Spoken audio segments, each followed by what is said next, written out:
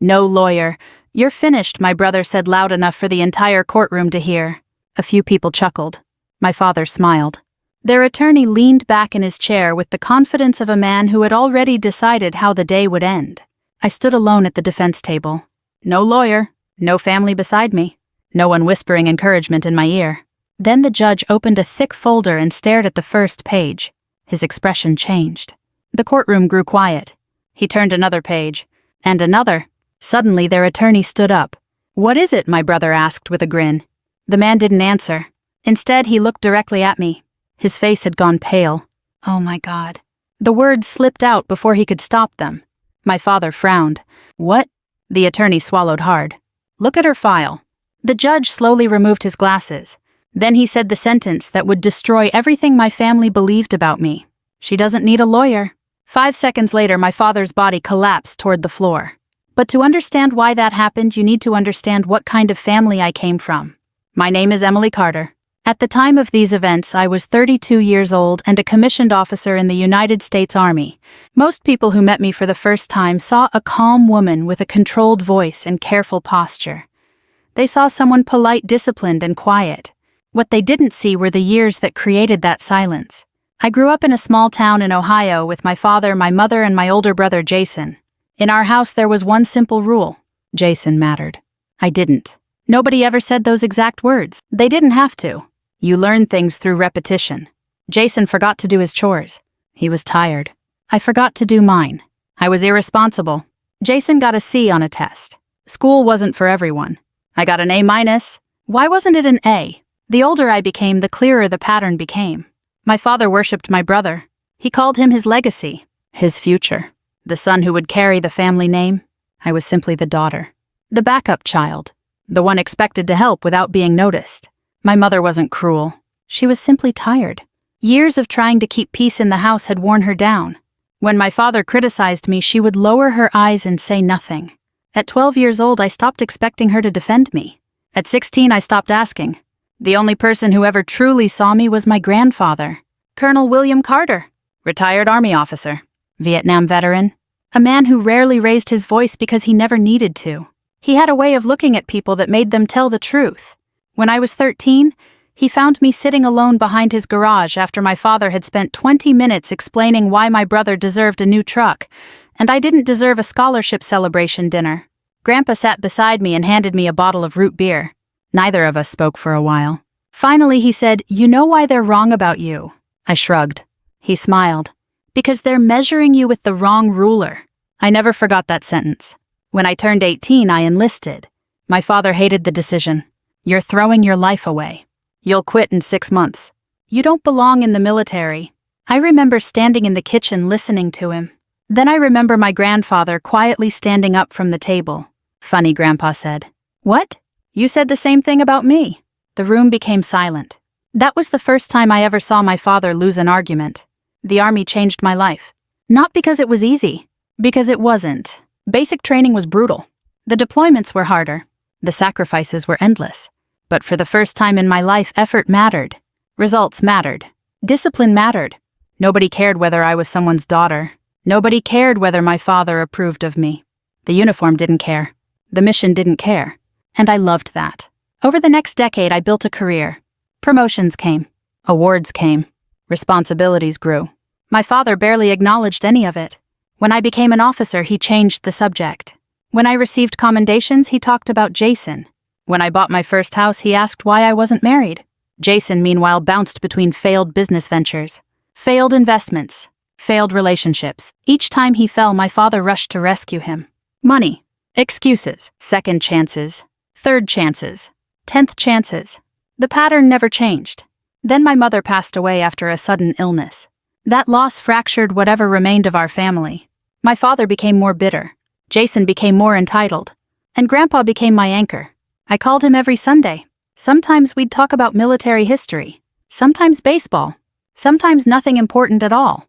Those conversations became precious, especially because I knew they wouldn't last forever. 3 years later, I got the call. Grandpa had suffered a stroke. By the time I arrived at the hospital, he was conscious but weak. I sat beside his bed for hours.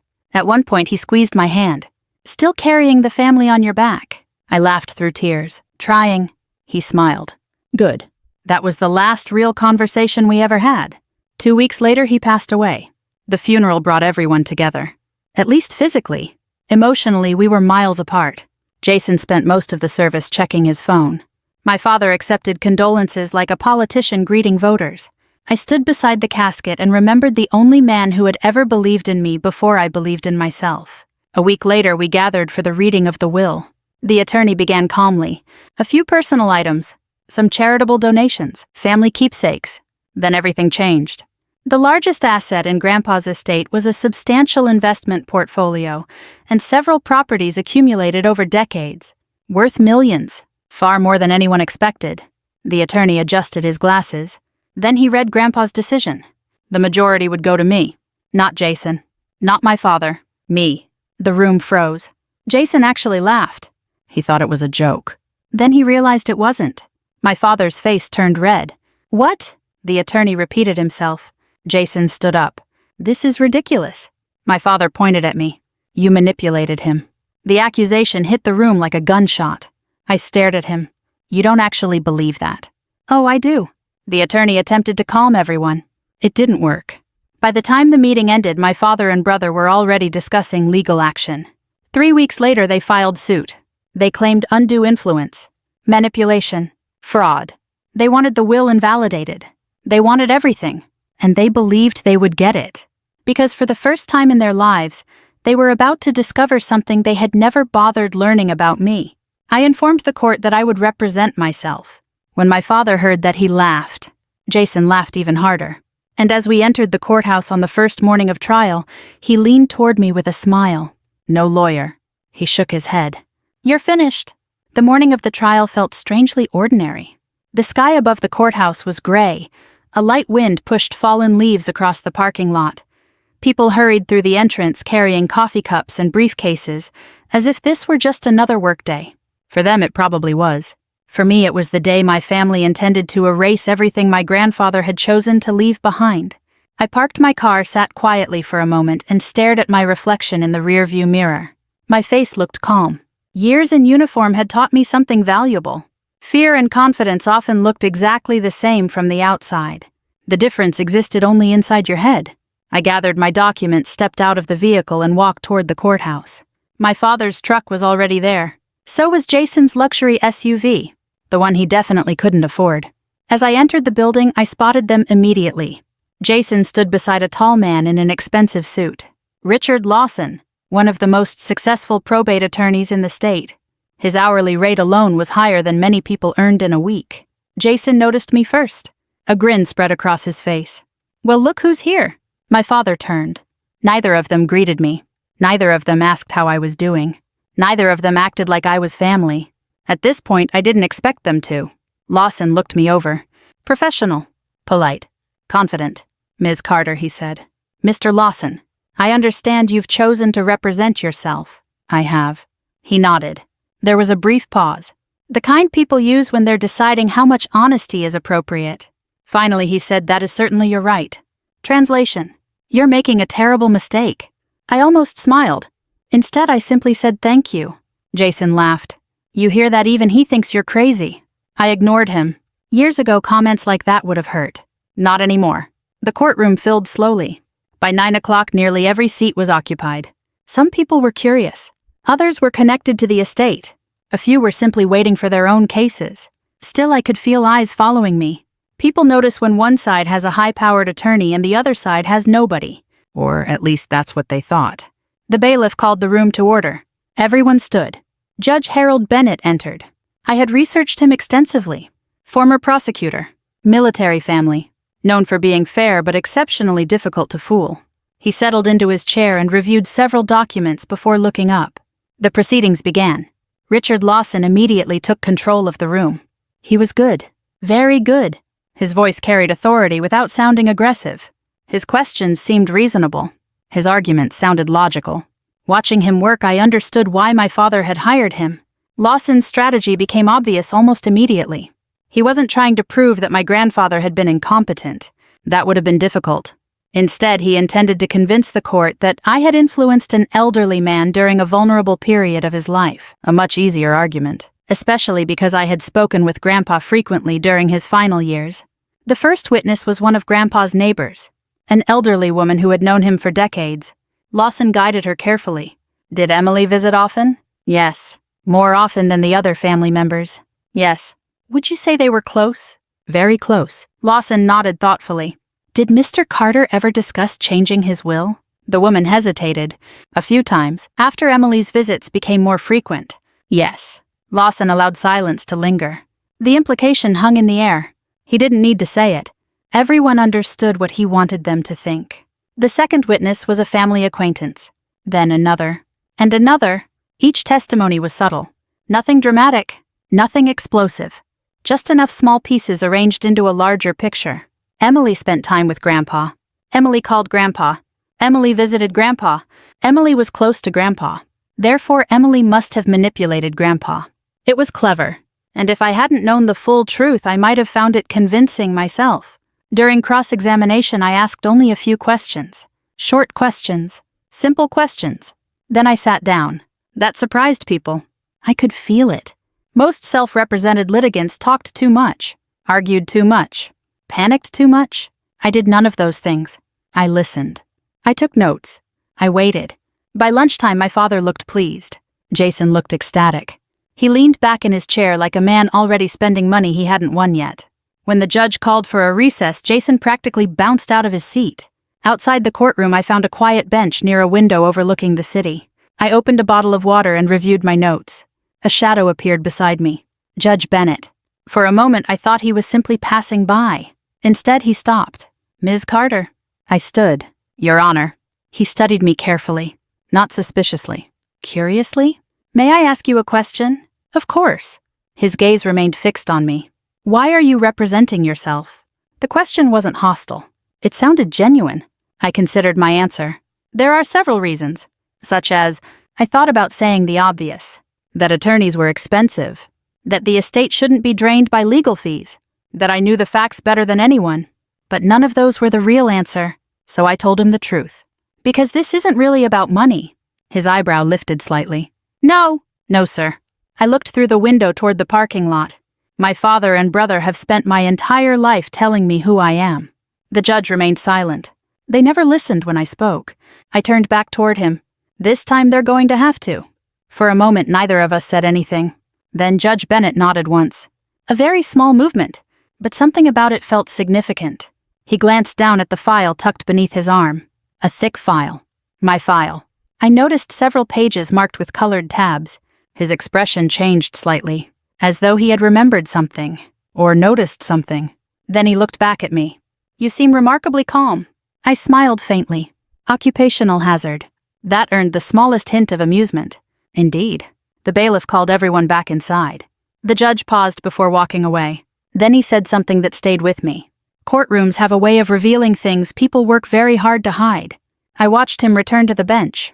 At the time, I thought he was talking about my father. I would soon discover he wasn't. The afternoon session began. Lawson intensified his attack. He introduced financial records, phone logs, travel records, every document designed to suggest influence, every exhibit carefully chosen. My father watched with satisfaction. Jason barely concealed his excitement. Finally, near the end of the day, Lawson delivered what he clearly considered his strongest argument. He approached the center of the courtroom. Ladies and gentlemen, he said, this case is not complicated.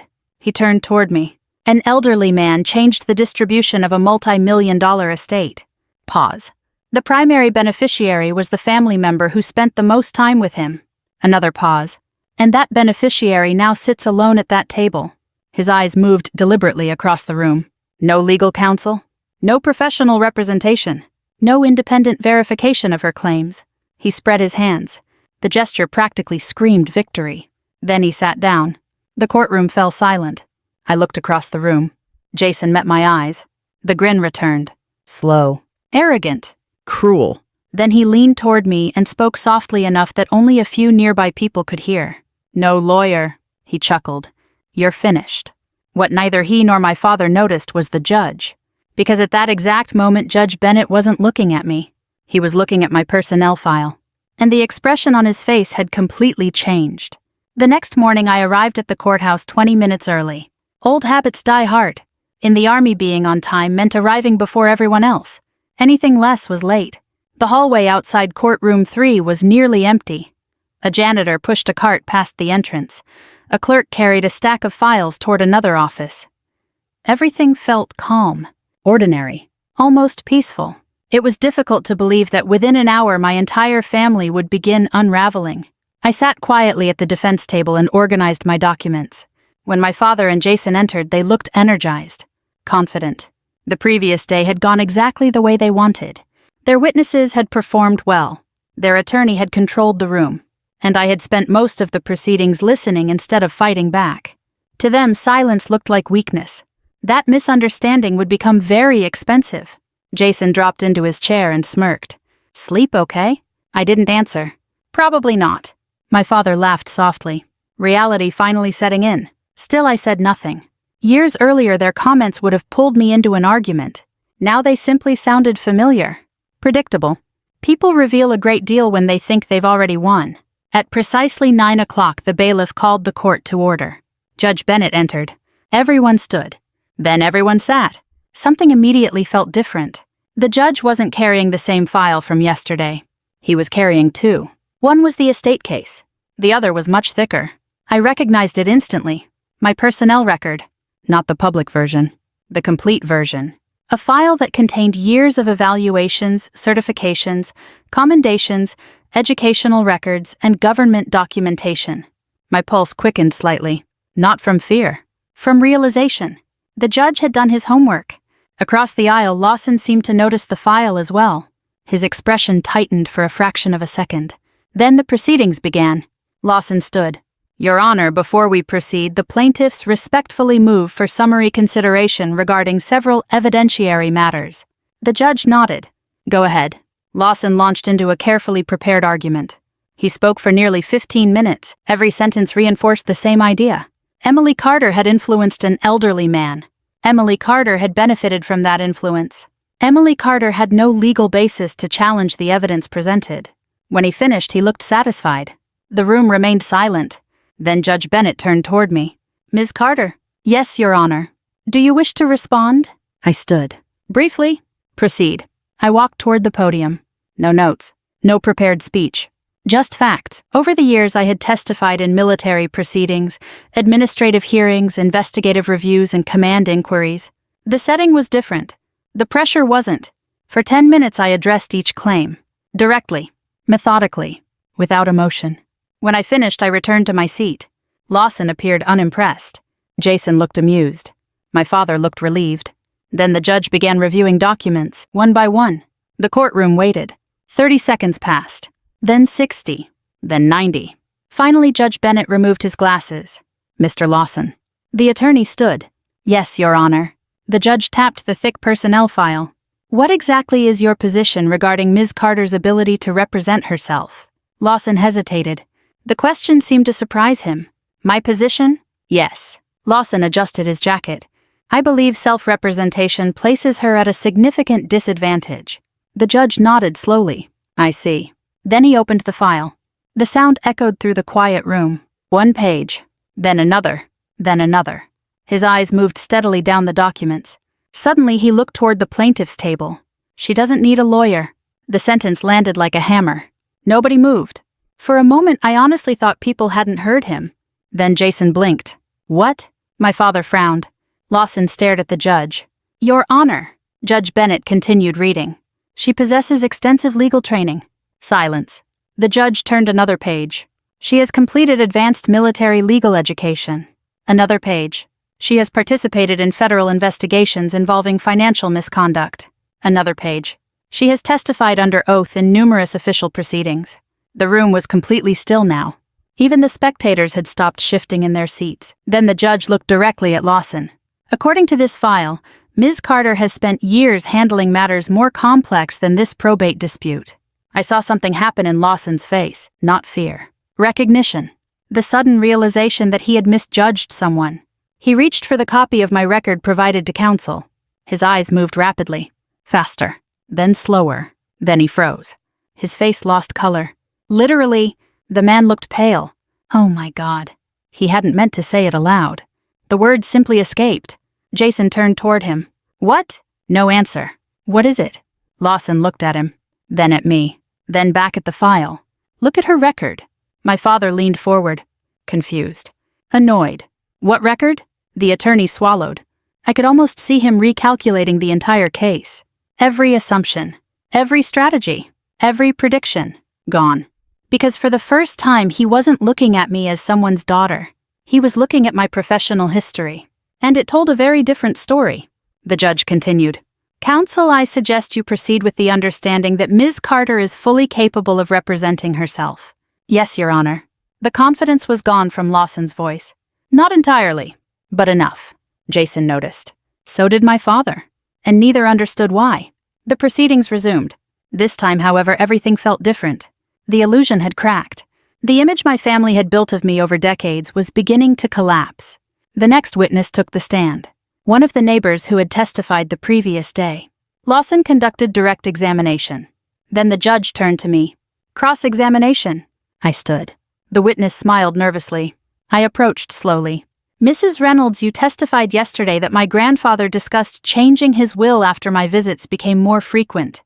Correct? Yes. You're certain? Yes. I nodded. Can you tell the court when those conversations occurred? She gave several approximate dates. I waited. Then I opened a folder. Mrs. Reynolds, do you know where I was on those dates? She hesitated. Number. I handed a document to the bailiff. Military travel orders. Official records. The judge reviewed them. Then Lawson reviewed them. Then the witness reviewed them. On every date she had mentioned I was deployed overseas. Thousands of miles away. The woman stared at the paper.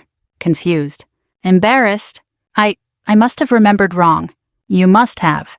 A murmur spread through the courtroom. Small, but noticeable. I continued. Did my grandfather ever tell you I pressured him? Number. Did you ever witness me pressure him? Number. Did he ever seem afraid of me? Number. Then your testimony is based entirely on assumptions. The witness looked down. Yes. Thank you. I returned to my seat. The damage was immediate. One witness. 5 minutes. Years of assumptions destroyed. Jason no longer looked relaxed. My father shifted uncomfortably. Lawson rubbed his forehead. And for the first time since the lawsuit began, I saw doubt. Real doubt. Not in the courtroom. In my family's eyes. Because they were finally beginning to understand something my grandfather had known all along. I wasn't the weak daughter they remembered. I wasn't the quiet little girl they ignored at family dinners. I wasn't the forgotten child sitting alone behind Grandpa's garage. I had spent more than a decade learning how to analyze evidence, expose inconsistencies, and remain calm under pressure. And now those skills were aimed directly at them. The next witness was already being sworn in. I opened my notebook, picked up my pen, and prepared to dismantle the next lie. Something changed after Mrs. Reynolds left the witness stand. It wasn't dramatic. No one stood up and announced that my father and brother were losing. No headlines appeared. No sudden confession shook the courtroom. The change was subtler than that. People stopped looking at me like a victim. They started looking at me like a threat. And for the first time since the lawsuit began, Jason looked nervous. Not scared. Not yet. But nervous. The next witness was a former family friend named Robert Henson.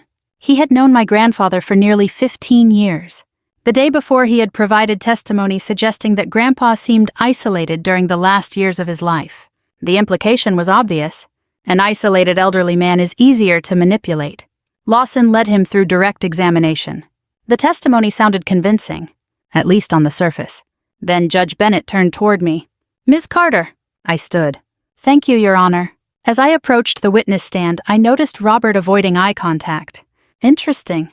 People who tell the truth usually look at you. People who are afraid of being caught often look everywhere else. I stopped a few feet away.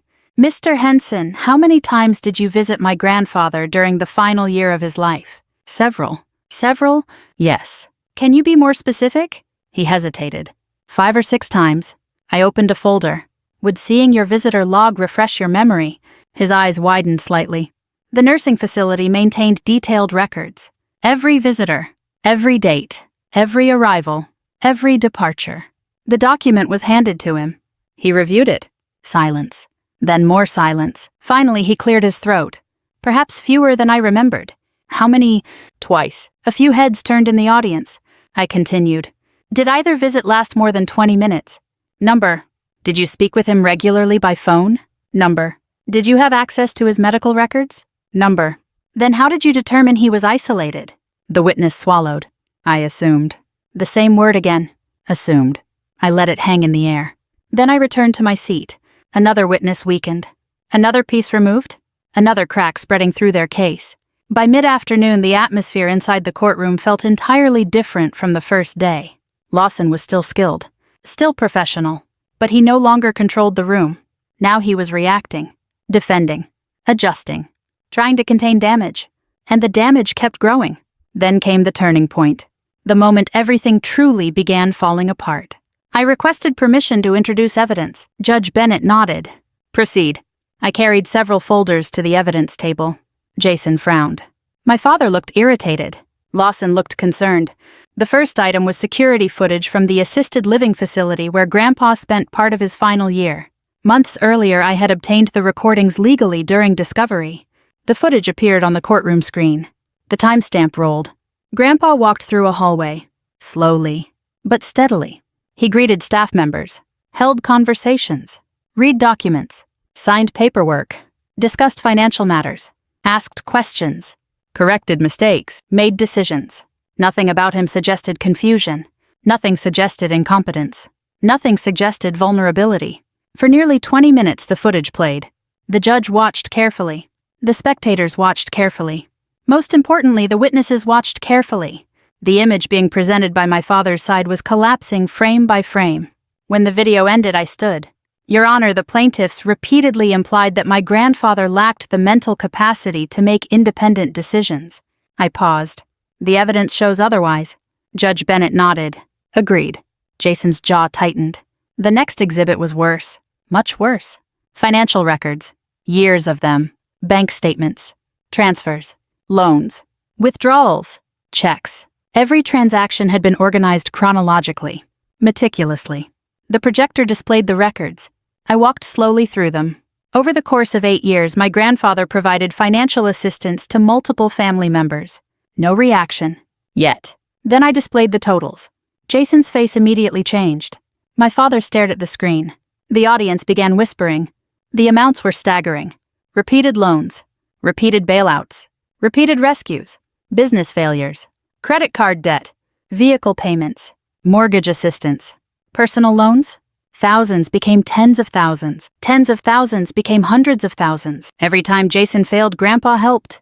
Every time my father asked, Grandpa gave. And according to the records, very little had ever been repaid. I turned toward the witness table. Would either plaintiff like to dispute these documents? Neither spoke. Because they couldn't. The records came directly from the financial institutions. Certified. Verified. Accurate. Then came the final blow.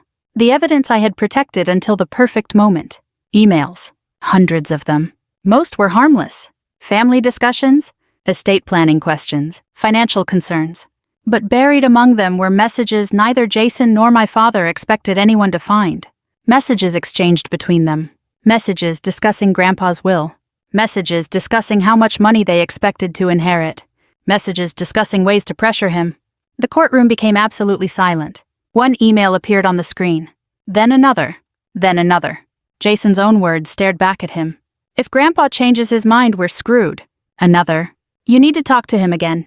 Another. He can't leave that money to Emily. I watched the color drain from my father's face. Watched Jason stare at the screen.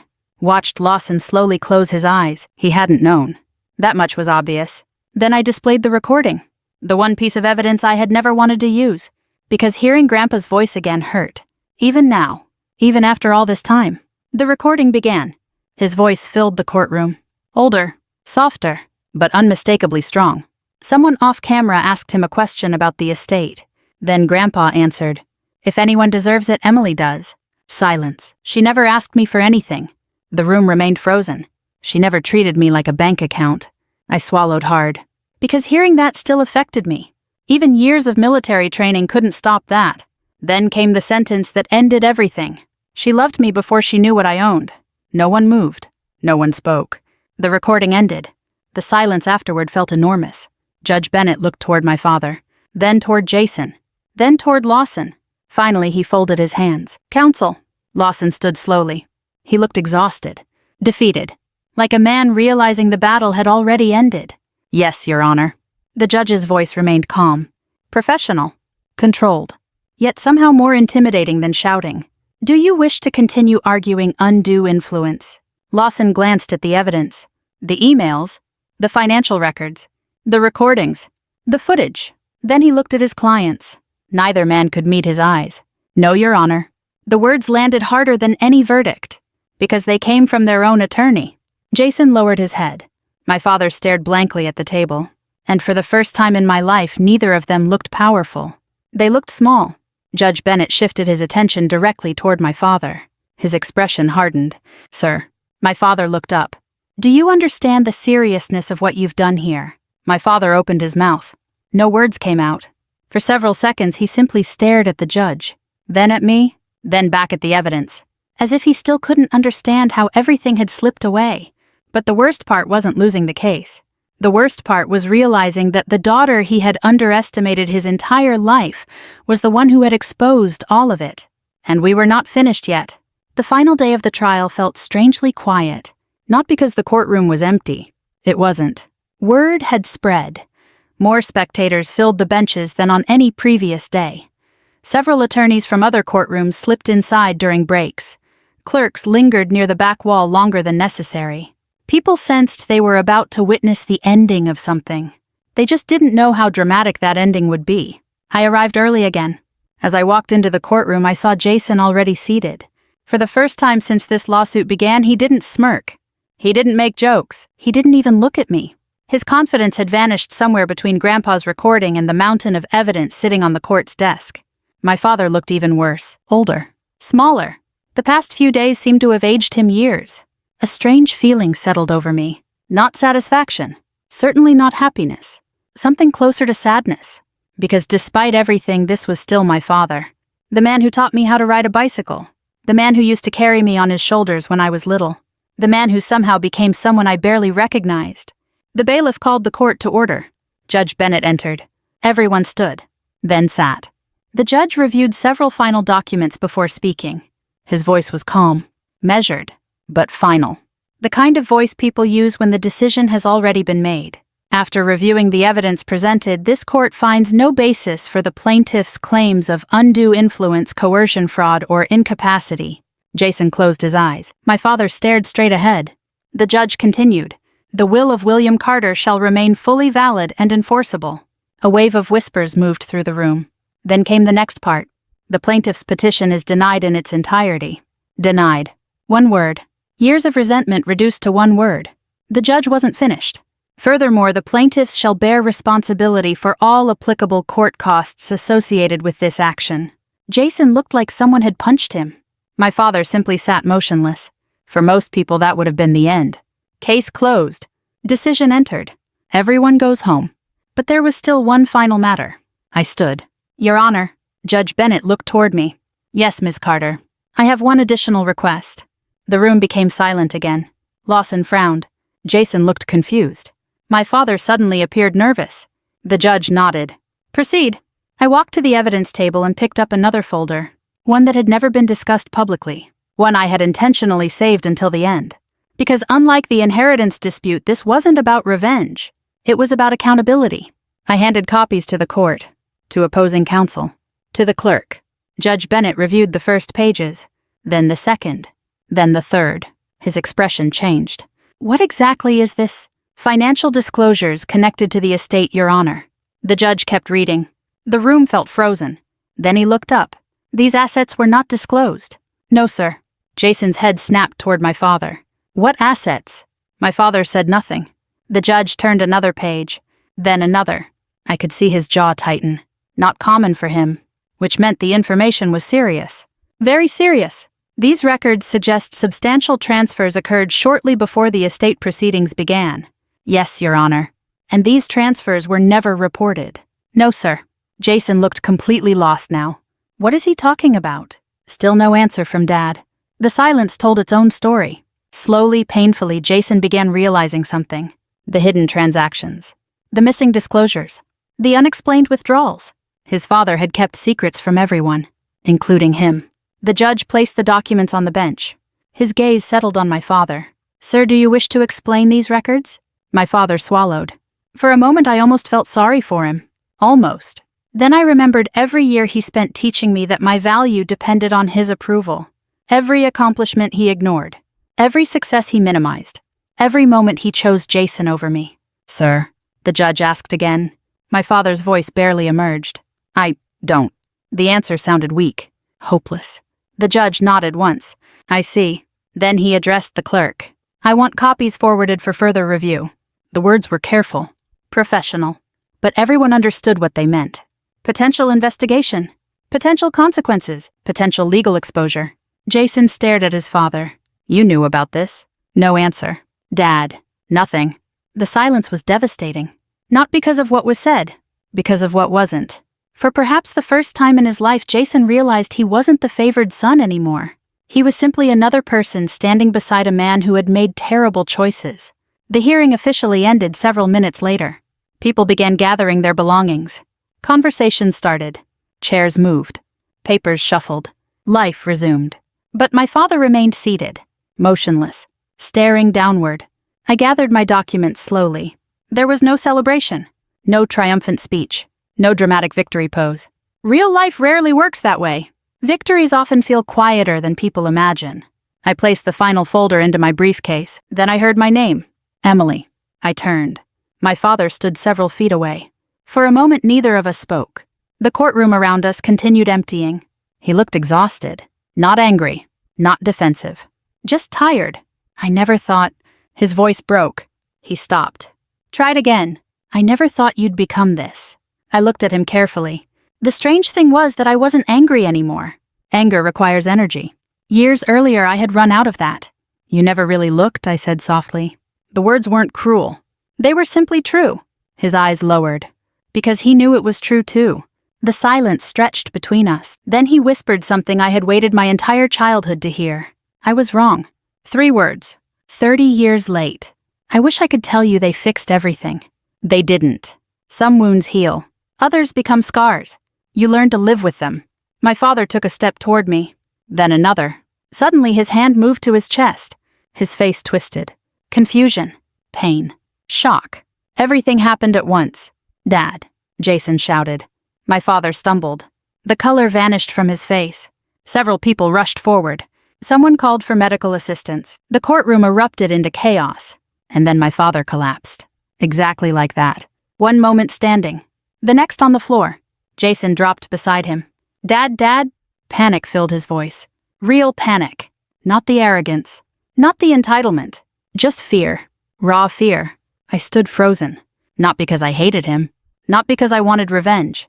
Because despite everything, seeing your father lying on the courtroom floor never feels normal. The paramedics arrived quickly. They worked fast. Professional.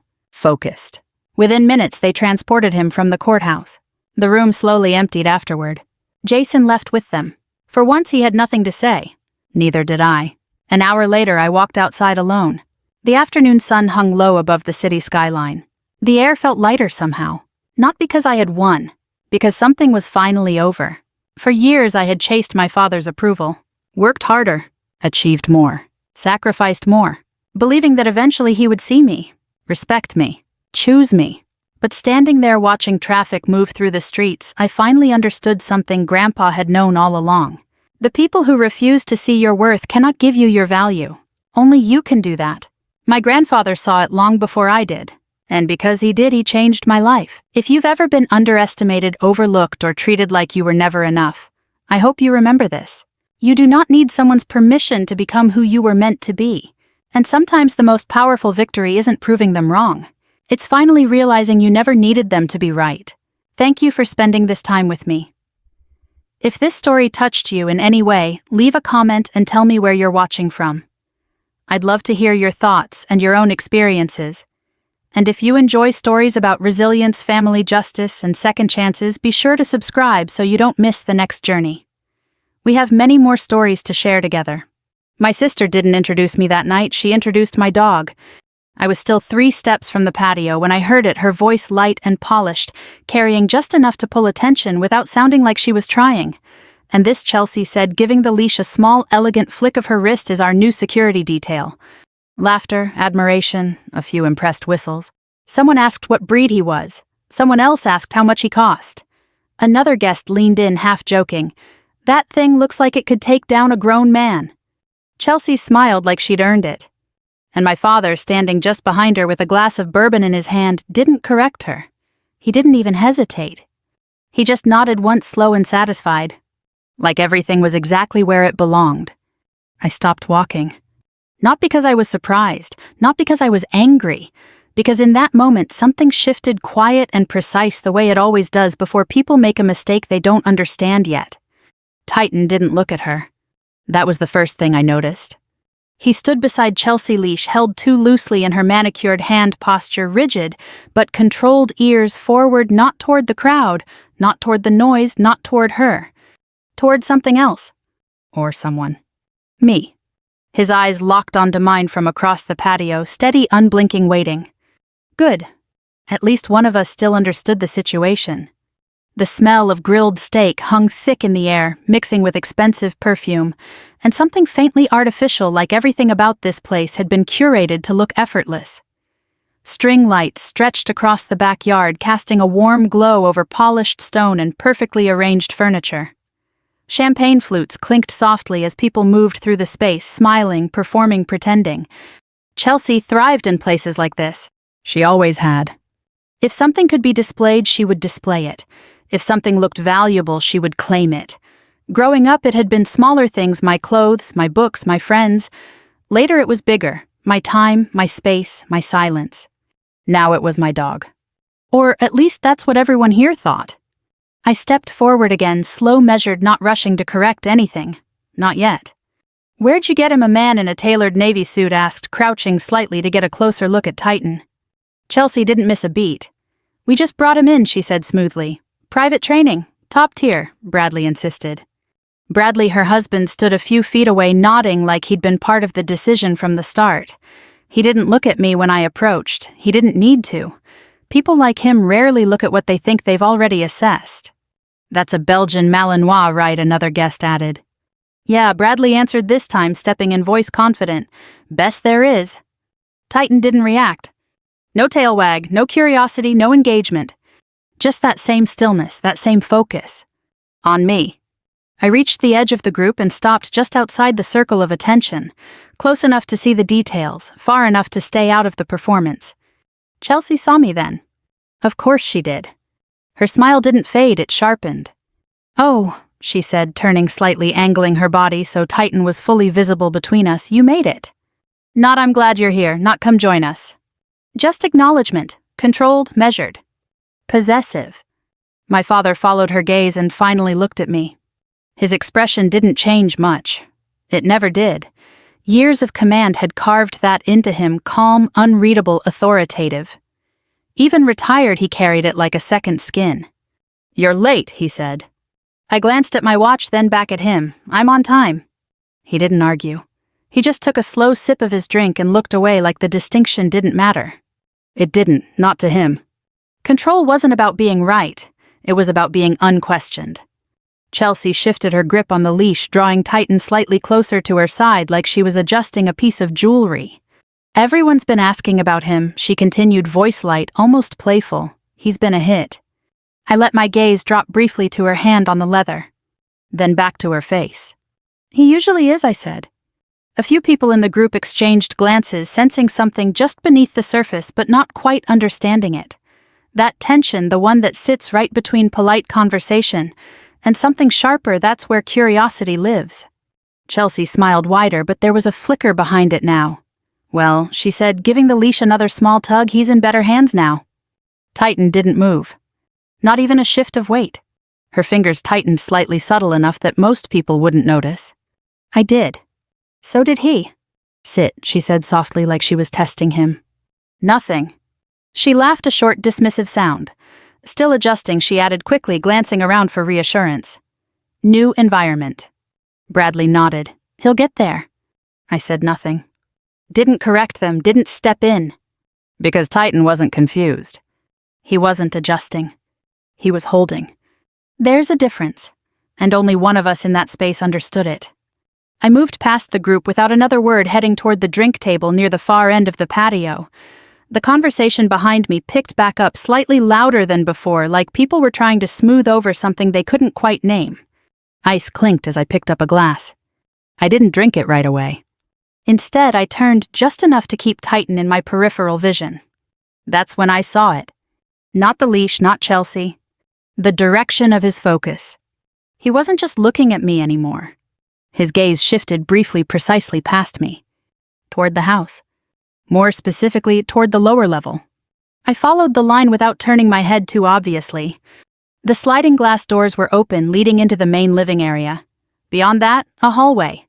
And at the far end of that hallway, partially obscured by a decorative console table and a strategically placed piece of art, a door. Plain, solid, closed. It didn't match the rest of the house. Everything else was open, concept, glass, light, visibility. This door was different, reinforced, intentional. Hidden but not enough. Titan's ears twitched. Once. Subtle. Then his attention snapped back to me like he'd checked something and confirmed it. My fingers tightened slightly around the glass. Not emotion. Recognition. Patterns don't lie, training doesn't improvise. If he was marking something, there was a reason. Behind me, Chelsea's voice rose again, louder now, pulling attention back to her. We're thinking of installing additional cameras, she was saying, just to match him. A few people laughed. My father chuckled under his breath. Satisfied. Of course he was. From his perspective, everything made sense. His older daughter successful, visible, in control. His younger one quiet, distant, difficult, finally stepping back. Order restored. That's what he believed. I took a slow sip of my drink, letting the cold settle before I set the glass down.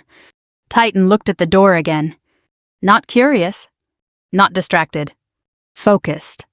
Waiting. I exhaled once steady. That basement door, I said under my breath, just loud enough for myself. Then I stopped. Because in that moment, I understood something they didn't. This wasn't about a dog, and it definitely wasn't over. I didn't confront Chelsea that night. That was what she wanted. She wanted me to cross the patio, take the leash back, make a scene in front of her guests so she could tilt her head, lower her voice, and turn me into the problem. Chelsea had always been strongest inside chaos. She didn't have to clean up. She knew how to bait emotion, how to let it bloom in public, and how to stand just far enough from the mess to look innocent when it landed. So I didn't give her that. Instead, I watched. The house was too bright inside. Every surface reflected something light glass polished stone people who looked like they'd dressed for each other rather than for the evening. Music drifted through hidden speakers, low enough to sound expensive. Somewhere in the kitchen, silverware clicked against serving trays. Someone laughed too loudly near the dining room entrance, and the sound carried farther than it should have. I moved through it all without urgency, one hand in my pocket, the other loose at my side. Not drifting, tracking. Titan stayed near Chelsea for appearances, but the pattern was already obvious. Every few minutes, no matter who approached him, no matter what Chelsea said, no matter how many times Bradley placed a hand on his back like he was trying to claim ownership through touch, Titan's attention returned to the same place. The basement door. Not the hallway in general, not the lower level, the door itself. He would hold for a few seconds, scan the room, then settle again, ears forward, posture, tight eyes narrowing just enough to tell me he was still processing. Detection dogs don't get distracted by chandeliers and curated landscaping. They don't care about image. They care about anomalies, scent, pattern, trace elements where trace elements shouldn't be. And whatever he was getting from that door, it mattered enough that he couldn't let it go. I crossed into the kitchen and picked up a napkin I didn't need. From there, I had a cleaner angle down the hallway. The door sat recessed into the wall, painted the same muted cream as everything around it, almost invisible if you weren't looking for it. There was no decorative molding around the frame, no spotlight above it, no attempt to make it belong. It looked like someone had tried to hide it by refusing to acknowledge it existed. That usually works on guests. It doesn't work on people trained to notice what doesn't fit. Still doing that thing where you disappear into corners. Chelsea's voice came from behind me, smooth and close. I turned just enough to face her. She had handed Titan's leash off to Bradley for the moment, probably so she could hold a martini glass with both hands and look effortless. Her dress was the kind of cream silk that only looked simple because it was expensive. Her makeup was perfect. Her smile was not. "I'm standing in a kitchen," I said, not exactly covert. She gave a short laugh and leaned one shoulder against the marble island like we were having a sisterly moment. "You know," she said, "for someone who claims not to care, you've been staring at him a lot." I looked past her. Titan had already noticed she'd walked away. Not because he cared, because the leash had changed hands. He adjusted once, then looked right past Bradley's leg and down the hall again. "I'm making sure he's comfortable," I said. Chelsea's eyes narrowed very slightly. "He looks comfortable to me." "No," I said, "he looks alert." She took a sip from her glass and set it down with exaggerated calm. "You always did this." "Did what?" "Talk like everyone else is stupid." I almost smiled.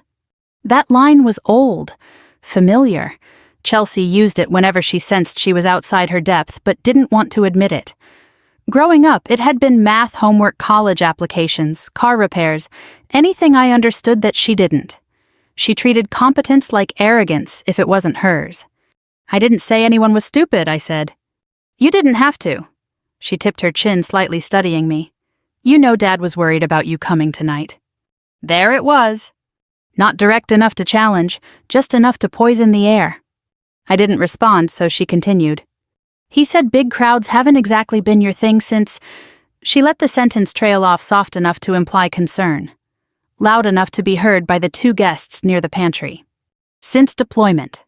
Since the thing people like Chelsea referenced without understanding because trauma sounded useful when she needed a social advantage." I held her gaze. "Interesting? What is?"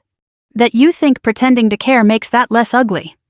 Her expression changed for a second. Not anger, not yet. Something tighter. Something closer to embarrassment because deep down she knew exactly what she was doing. Then it passed. "You're being dramatic," she said lightly. "I'm just saying maybe this isn't the best environment for you to be handling a working dog." There was that phrase again. Working dog. She didn't even realize she was getting warmer. "Who told you that?" I asked. She tilted her head. "Told me what?" "That phrase." A pause. Half a beat too long. Then she smiled. "Oh, please. You act like everything about you is classified." "Not everything," I thought.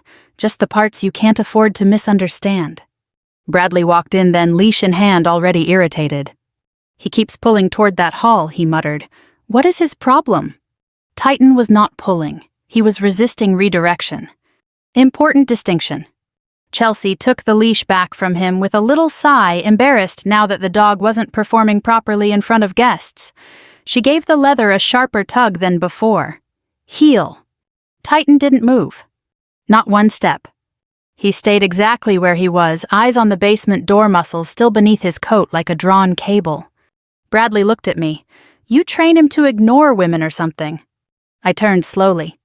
"No," I said. "I trained him to ignore nonsense." That landed harder than I intended, or maybe exactly as hard as it should have. Bradley's jaw tightened. Chelsea's nostrils flared once. Neither of them spoke right away. My father's voice entered before they could recover. "That's enough." He didn't raise it. He never had to. Gregory stepped into the kitchen in pressed slacks and a dark blazer bourbon still in hand posture, as upright as if someone might inspect him at any moment. Retirement hadn't softened him. It had only removed the parts of him that had to pretend. The guests nearby quieted without meaning to. He looked at Chelsea first, then Bradley, then finally me. "This evening is not about old resentments," he said. "No, it was about live ones." I folded the napkin once and set it down. Then maybe people should stop creating new ones. His expression cooled. "You came into your sister's home," he said, "and instead of behaving like family, you've spent the night observing everyone like a hostile witness." Chelsea gave a small, wounded laugh under her breath, exactly on cue. I looked at him, really looked. He always did this part so cleanly, framed the situation as unity, recast control as order, make obedience sound like maturity. Family, I said, doesn't usually start with theft. Bradley shifted instantly. "Oh, for God's sake, it's a dog." Titan's ears twitched again at the change in tone, but his attention didn't leave the hall. My father stepped closer. He's being properly housed here, Gregory said. Safer, more useful. Useful.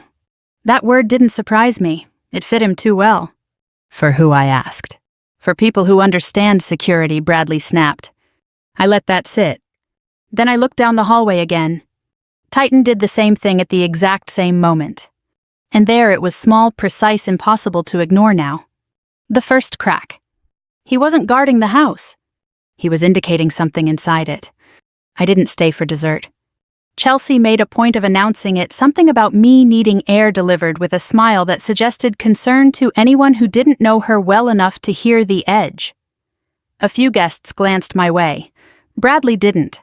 My father watched me leave like he was taking note of a variable he'd already decided didn't matter. Titan didn't follow me. He stayed exactly where he was supposed to be. That was the only part that mattered. Outside, the night air felt cleaner than anything inside that house. Cooler, sharper, real.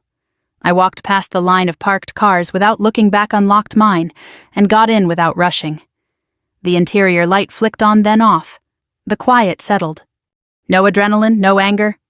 Just alignment. I started the engine, let it idle, and pulled my laptop from the passenger seat. The screen lit up the space in a soft blue glow. For a second, nothing moved. Then I tapped a key, entered a sequence from muscle memory, and the system came online. Secure channel, encrypted access. No noise, no drama. Just data.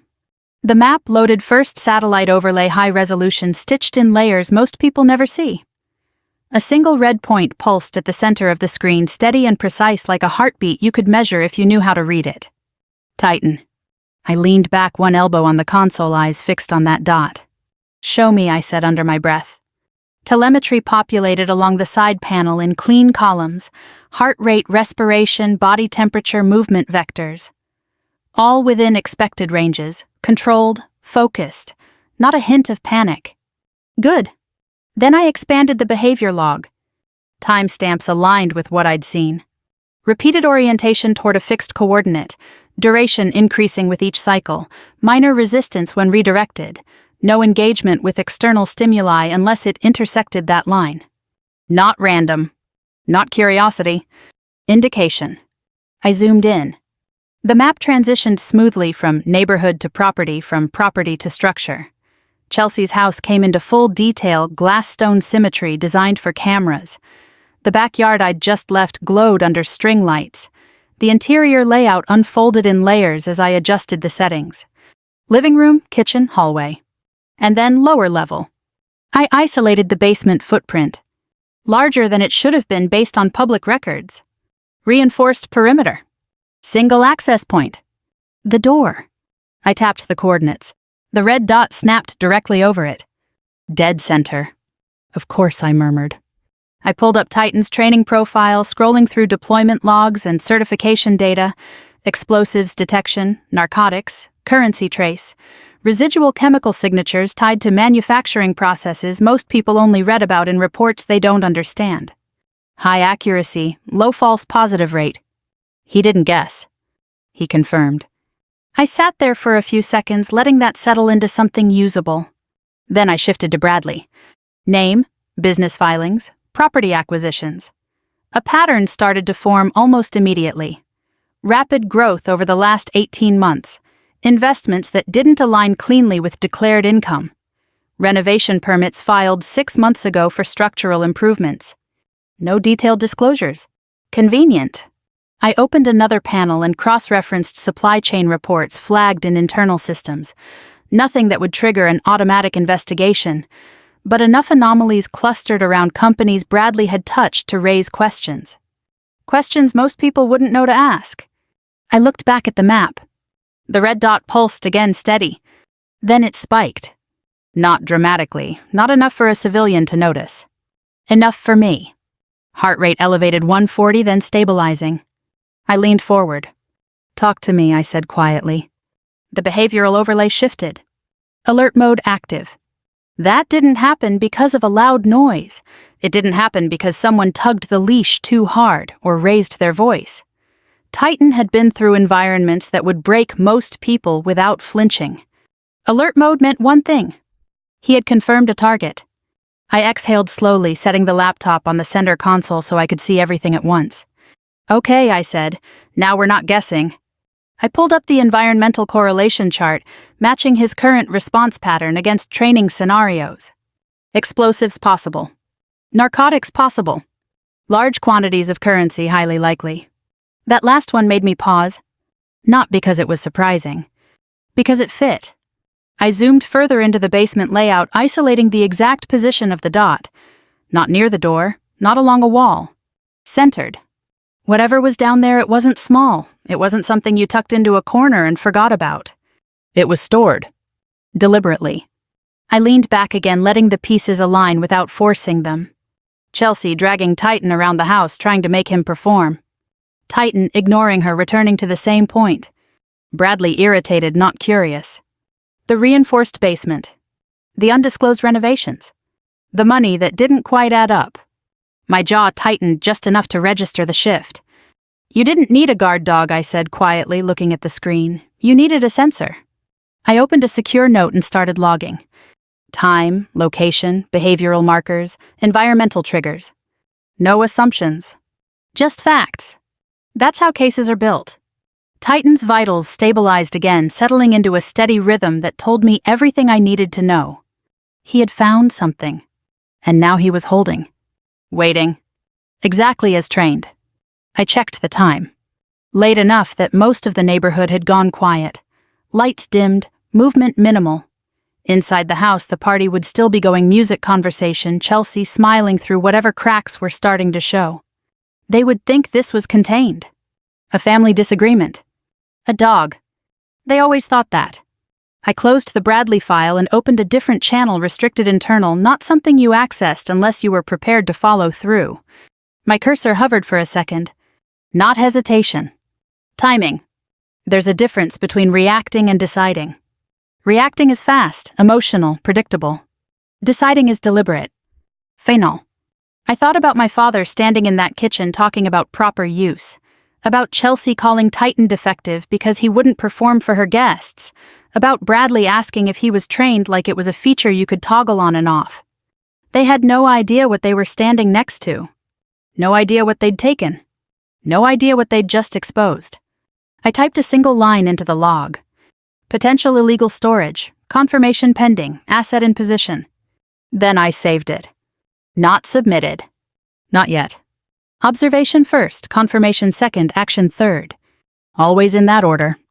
The red dot blinked again, steady as ever. I reached over, shut the laptop halfway, leaving the system in standby. Not off, never off. Just watching.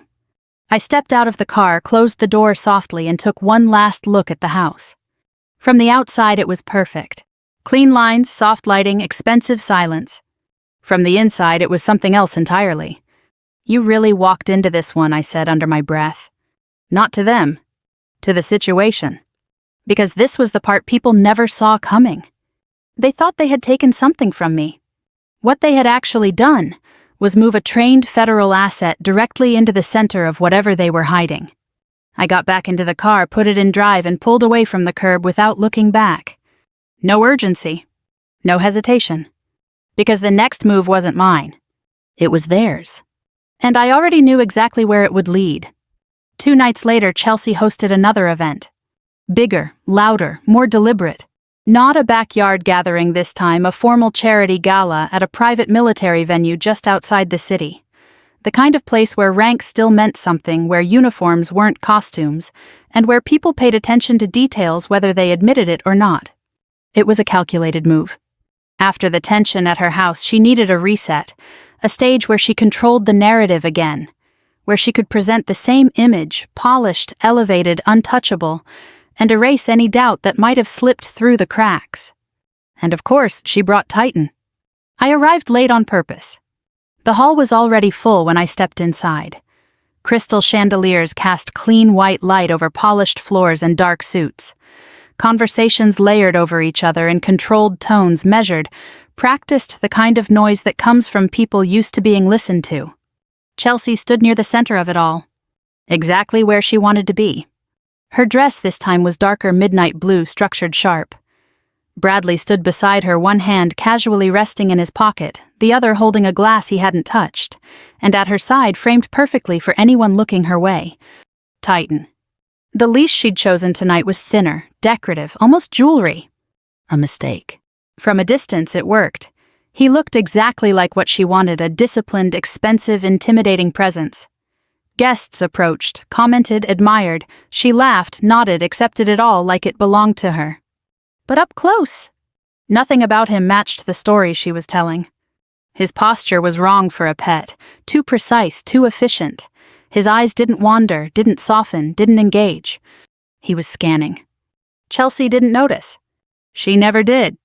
Security upgrade, she was saying as I approached within earshot, her voice light, confident. We figured it was time. A man in a dress uniform studied Titan more carefully than the others. That's not just a guard dog, he said almost to himself. Chelsea smiled. He's still adjusting, she replied. A little stubborn, but we'll fix that. You don't fix training like his. You either understand it, or it exposes you. I stopped about 15 feet away. Far enough to avoid triggering anything prematurely, close enough to matter. Titan saw me instantly. It wasn't dramatic. No sudden movement. Just a shift, subtle, precise, unmistakable if you knew what to look for. His focus snapped into alignment, locking onto me like a compass finding north. Chelsea felt it before she understood it. Her hand tightened on the leash. She glanced down confused, then followed his line of sight. Her eyes landed on me, and everything changed. Not slowly, not gracefully, immediately. Oh my God, she said loud enough to cut through the surrounding conversations. There she is. Heads turned. Of course they did. That's my sister. She continued, stepping slightly forward, placing herself between me and the nearest group like she was managing a situation. She's been trying to take my dog all week. The words landed exactly how she intended, simple, clean, believable to anyone who didn't have context. She's not stable, Chelsea added, lowering her voice just enough to sound concerned. It's been rough since her last deployment. There it was again. The same angle, the same narrative. Different room. Same mistake. Bradley stepped forward, immediately positioning himself between us. You need to leave, he said under his breath, voice tight. Right now. I didn't look at him. Didn't acknowledge him. He wasn't relevant. If you don't walk out, he continued louder, now I'll have military police escort you out of here. A few people stepped back slightly, sensing the shift. They expected an argument. A scene.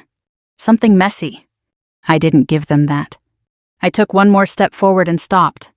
10 feet. Perfect distance. No tension in my shoulders, no change in my breathing. Just position. Chelsea's grip on the leash tightened again. Too tight this time. Her knuckles whitened. She pulled slightly, trying to reassert control. Titan didn't move. His entire focus stayed locked on me. Waiting. The room quieted. Not completely. Just enough. I took a slow breath in. Then I spoke. Titan. One word. Clear, controlled, not loud. The kind of command that doesn't belong in a room like this. A fraction of a second passed. Then the second command followed. Pass off, protect. Bradley opened his mouth. He didn't get a word out. The sound that came from Titan wasn't loud. It didn't need to be. Low, deep, controlled. A growl that carried weight. Real weight. Chelsea's hand jerked instinctively, pulling the leash back. Too late. The leather snapped taut, then slack. Titan moved. Not wild, not chaotic. Clean. Precise. He crossed the distance in a single controlled burst and stopped directly in front of me, placing his body between me and them. Not touching me, not leaning. Blocking. That's what protect looks like. His posture shifted completely, muscles engaged, head low, eyes locked forward. On Chelsea. On Bradley. The growl deepened. Chelsea screamed. Not the kind of scream you rehearse. The real kind. She stumbled backward, heels slipping against the polished forearms, flailing for balance that wasn't there. She hit the ground hard, the leash still wrapped loosely around her wrist. Bradley froze. Mid-step. Mid-thought. This wasn't a situation he could talk his way out of. Control your dog, he snapped, but his voice cracked halfway through. I didn't move. Didn't respond. Because Titan wasn't out of control. He was exactly where he was supposed to be. Shoot it! Gregory's voice cut through the room, sharp, authoritative, automatic. That animal is dangerous. Shoot it. The word echoed.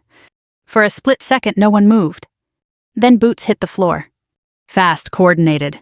Military police moved in from both sides of the hall, weapons raised, formation tight. Chelsea looked up from the floor, relief flashing across her face. This was her version of reality. Authority shows up. Authority fixes things. She clutched the loose end of the leash like it still meant something. Do something, she cried. That thing attacked me. Titan didn't even glance at her. The MP unit closed in. 1 step, 2, 3. Then they stopped. Not because of Titan. Because of me. The officer in front lowered his weapon first. He looked at Titan. Then at me. Then he straightened. His hand came up in a clean, precise salute. Area secured, Agent. Silence. Not the quiet from before. Something heavier. Confusion rippled through the room like a delayed reaction. Gregory blinked once as if he'd misheard. What are you doing? He demanded. I said shoot the dog. No one moved. No one even looked at him. The rest of the unit followed the officer's lead, lowering their weapons in unison, not relaxed, just redirected. A figure stepped forward through the crowd, then slow, deliberate, the kind of presence that shifts a room without raising a voice. The base commander. Full uniform, decorations that actually meant something. He stopped a few feet from Gregory. Repeat that, he said. Gregory turned toward him, relief flashing briefly. Order your men to detain her, he said quickly. She's out of control, and that dog.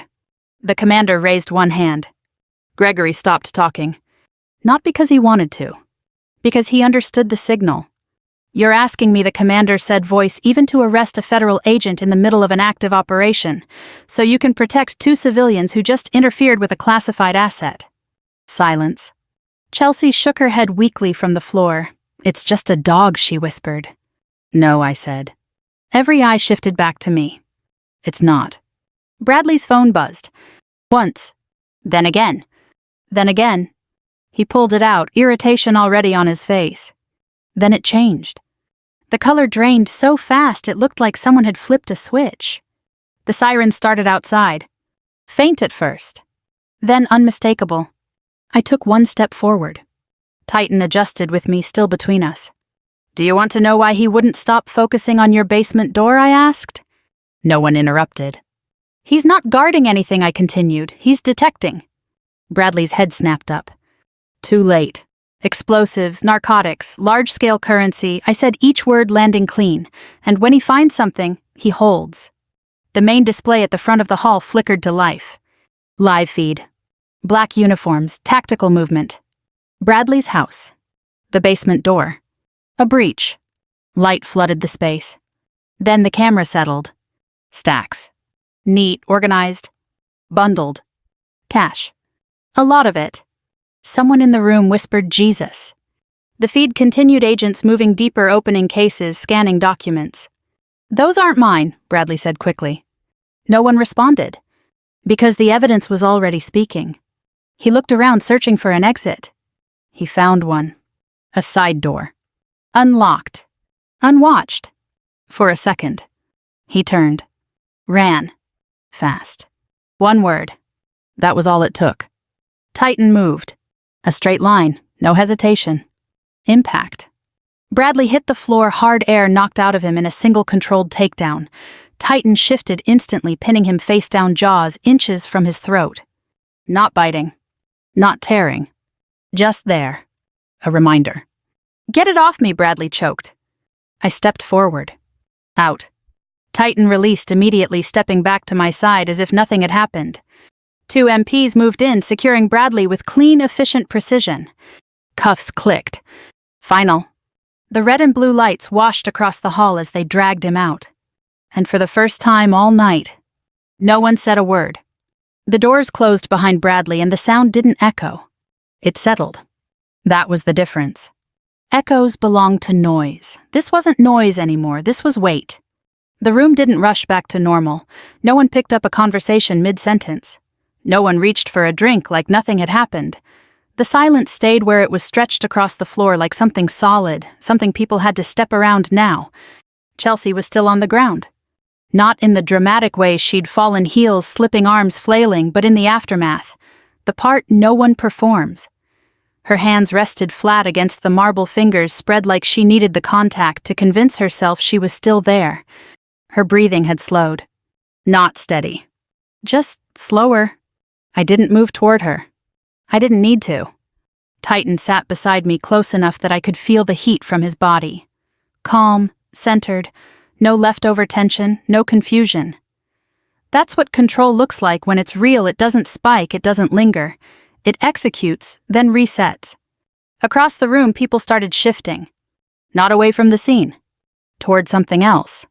Toward understanding. They weren't watching Chelsea anymore, or the door Bradley had been dragged through. They were watching me. Not curiosity. Recognition. Gregory felt it before he accepted it. He stood where he was for a moment, shoulders still squared, posture still intact. Years of habit don't disappear in a single night. But the structure behind it, the assumption that people would listen, that his voice would carry, had already started to fracture. He took a step forward. Then another. Slower than before. Measured. Not commanding. Approaching. He stopped a few feet in front of me, close enough that he didn't have to raise his voice. "This doesn't have to go any further," he said. "Not an order. A negotiation." I said nothing. He swallowed once, adjusting something in his tone that I'd never heard him adjust before. "I can fix this," he continued. "There are people contacts. This situation can be contained." Contained. Like it was a spill. Like it hadn't already moved beyond anything he could reach. I looked at him. Really looked this time. For the first time all night, he didn't look like a general. He looked like a man who had just realized his authority had a boundary. "No," I said. One word. Flat. Phenol. His jaw tightened, but he didn't push through it. He couldn't. Not here. Not now. "You're making a mistake," he said instead, quieter. "No," I repeated. "You did." Behind him, Chelsea shifted. It wasn't graceful. It wasn't controlled. She pushed herself up onto her knees, one hand sliding across the floor until it caught the fabric of my pant leg. Her grip tightened. Not aggressively. Desperately. "Please," she said. The word came out broken, like she wasn't used to saying it without an audience. I didn't know she added quickly, the words tumbling over each other. I swear I didn't know what he was doing. I believed her. That was the problem. Chelsea didn't plan things like this. She didn't build systems. She stepped into them, claimed what she could see, ignored what she couldn't. That had always been her pattern. I thought it was just... She stopped searching for something she could still hold on to, a dog. There it was. The line she should have understood from the beginning. I looked down at her. Mascara smudged, hair out of place, no performance left. Real. But reality doesn't erase consequence. I was jealous she said the words quieter now, more controlled, like she was finally saying something true instead of something useful. "You always had something I didn't." She let out a breath that didn't quite become a laugh. "I just wanted..." She stopped again. "Wanted what?" "Status. Control. Respect. None of those come from taking something you don't understand." "We're sisters," she said, finally tightening her grip slightly. "That has to mean something." I let the silence sit. Not to punish her. To make sure she heard what came next. Titan shifted once beside me, adjusting his position without breaking alignment. Always aware. Always ready. Not reacting. Waiting. "You took Titan," I said, my voice calm, steady, "because you thought I was weak." Chelsea shook her head immediately. "No, I didn't." "Yes, you did." She stopped. "Because we both knew it was true." "And you thought he was something you could show off," I continued. "Something you could control." Her grip loosened. "Not by choice. By realization." "He's not," I said. I paused just long enough for it to land. "He's a soldier." No one in the room moved. No one spoke. "And I'm his handler," I added, his command. I lifted my gaze to Gregory, then back to her. The military doesn't tolerate interference with its assets, I said, and I don't tolerate betrayal. No anger. No raised voice. Just fact. Chelsea's hand slipped away from my leg. Not pushed. Released. Gregory didn't speak again. He didn't argue, didn't threaten, didn't reach for another angle, because for the first time there wasn't one. I gave Titan a light tap on the shoulder. Let's go. He stood immediately, stepping into position at my side, perfectly aligned, as if the last hour had been nothing more than a routine adjustment. I turned. Didn't wait. Didn't look back.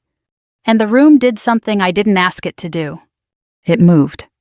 People stepped aside, creating a clear path to the exit without being told, not out of fear, out of understanding, because they had just seen the difference between control and performance, between ownership and authority, between family and behavior. The doors opened as I approached. Cool night air met me on the other side, sharp and clean. I stepped through. Titan moved with me, silent, precise, exactly where he was supposed to be. Behind us there was no shouting, no one calling my name, no last attempt to rewrite what had just happened. Just silence. The kind that stays. I walked across the lot without rushing the rhythm of my steps, steady, grounded. Titan matched it without a command, adjusting when I adjusted, stopping when I stopped. That's what loyalty looks like. Not emotional. Structural. I reached my car, unlocked it, and paused for a second before getting in. Not thinking. Not replaying. Just still. Because for the first time in a long time there was nothing left to figure out. I knew exactly where I stood. And more importantly, where I didn't. I didn't lose a family tonight, I said quietly, more to the idea than to the moment. Titan settled beside me, calm, present, exactly where he belonged. I lost the illusion that I ever had one. I started the engine. The headlights cut through the dark road ahead, clean and direct. No noise. No hesitation. Just forward. If you've ever had someone take something from you thinking they owned it just because they held it for a moment, I want you to think about that. About what real ownership actually means. About what loyalty actually looks like. And about the difference between people who stand beside you and people who stand on you. If this story meant something to you, if you've ever had to walk away from something that looked like family but wasn't, leave a comment below and tell me where you're watching from. We share stories like this every day. Stories about truth, about boundaries, about what happens when people underestimate the quiet ones. So subscribe, stay with us, and let's keep going. The first call came at 10:47 p.m. The second came less than a minute later, then another, and another. By 11:15 my phone screen looked like it was having a seizure. 23 missed calls, 14 voicemails, 37 text messages, all from the same man who just hours earlier had told me never to contact him again. The same man who had written, "Don't call or come over again, we're done. And don't even think about the will, sweetie." I remember sitting on my back porch in North Carolina, still wearing my Army uniform pants and a faded gray t-shirt, staring at the endless notifications lighting up my screen. The night air smelled like wet grass. Somewhere in the distance a dog barked. And for the first time in years I laughed. Not because anything was funny. Because I finally understood something. My father thought he had just won. What he didn't know was that he had just made the biggest mistake of his life. And before midnight he was going to realize it. My name is Emily Carter. I'm 38 years old. I'm a lieutenant colonel in the United States Army. For almost 20 years I believed that if I worked hard enough, sacrificed enough, and loved my family enough, eventually my father would see me. Not my rank. Not my accomplishments. Not the money I quietly spent helping them. Me. I was wrong. The strange thing about favoritism is that the favored child often doesn't notice it. But the other child notices every single time. Every birthday. Every holiday. Every family gathering. Every conversation. I noticed all of them. My older brother Ryan was 3 years older than me. Growing up, he could do no wrong. If Ryan got a C, Dad said school was unfair. If I got an A, Dad asked why it wasn't an A+. If Ryan crashed a car, it was bad luck. If I forgot to call for 2 days during military training, I was selfish. The rules were always different. The older I got, the more obvious it became. My father never hated me. That would have almost been easier. He simply valued Ryan more. And somehow that hurt worse. When I enlisted at 18, Dad acted as though I had personally betrayed him. "You're throwing your life away," he told me. You could work with family. I still remember standing in our driveway with a duffel bag over my shoulder. I need to do this. No, he said. You want to do this? Those words stayed with me for years. Because he was right. I did want it. I wanted purpose. I wanted challenge. I wanted a life bigger than our small town. The Army gave me all of that. It also taught me something my father never did. Respect has to be earned. Over the years, I deployed overseas multiple times, missed holidays, missed birthdays, missed weddings. I spent anniversaries sleeping in tents and Christmas mornings in combat zones. But every time I came home, I tried to reconnect with my family, especially my parents. I called every week, sent gifts, visited whenever I could. And when money became a problem, I helped. Quietly, without asking for recognition. When Mom needed surgery, I paid the portion insurance didn't cover. When the roof leaked, I wrote a check. When Dad's truck died, I replaced it. Every single time they accepted the help, but gratitude never lasted long, especially with Dad. Because somehow Ryan always needed more. Ryan was 50 kinds of charming and 1 kind of irresponsible. Businesses failed. Jobs disappeared. Relationships exploded. Credit cards maxed out. Yet every disaster somehow became somebody else's fault. And every time he fell, Dad rushed to catch him. The rest of us were expected to applaud. 3 weeks before everything fell apart, Dad called a family meeting. That alone was unusual. Dad hated family meetings. According to him, families should simply listen, not discuss, not debate. Listen. I drove 3 hours to attend. When I arrived, Ryan was already there. Mom looked nervous. Dad looked determined, which meant trouble. Dinner barely lasted 15 minutes before he got to the point. I've made some decisions about the future. Nobody spoke. Dad folded his hands. The estate will go to Ryan. Just like that. No explanation. No discussion. Ryan smirked. Mom stared at her plate. I felt something cold settle in my chest. Everything I asked. Dad nodded. Everything. I sat quietly for a moment. Then asked the question nobody else would. Why? His jaw tightened. Because he needs it. I almost laughed. Ryan was 41 years old, not 14. He needs it because he keeps making terrible decisions. Dad slammed his palm on the table. There you go. There I go, what? Judging your brother. I stared at him. Dad, you've paid his debts for 20 years. He's family. So am I. The room went silent. Dad looked away first. That hurt more than anything he could have said, because it answered the question. So I stood, picked up my keys, and left. The next morning I woke up to the text. No phone call. No conversation. No attempt to fix things. Just words. Cold. Final. Don't call or come over again. We're done. And don't even think about the will, sweetie. Sweetie. That word annoyed me more than the rest. Like I was still 10 years old. Like he was dismissing me with a pat on the head. I read it twice, then smiled, and replied, Yes, sir. Nothing else. No argument. No defense. No anger. Just 2 words. Then I put my phone down. For the first time in my life, I stopped chasing my father's approval. The silence that followed felt strange, almost uncomfortable, then surprisingly peaceful. I spent the rest of the day cleaning my house, organizing closets, sorting paperwork, doing all the small tasks people ignore when they're emotionally exhausted. Late that afternoon, I opened a storage box I hadn't touched in years. Most of it contained military records, old photographs, letters from deployments, memories. Then I found a large yellow envelope.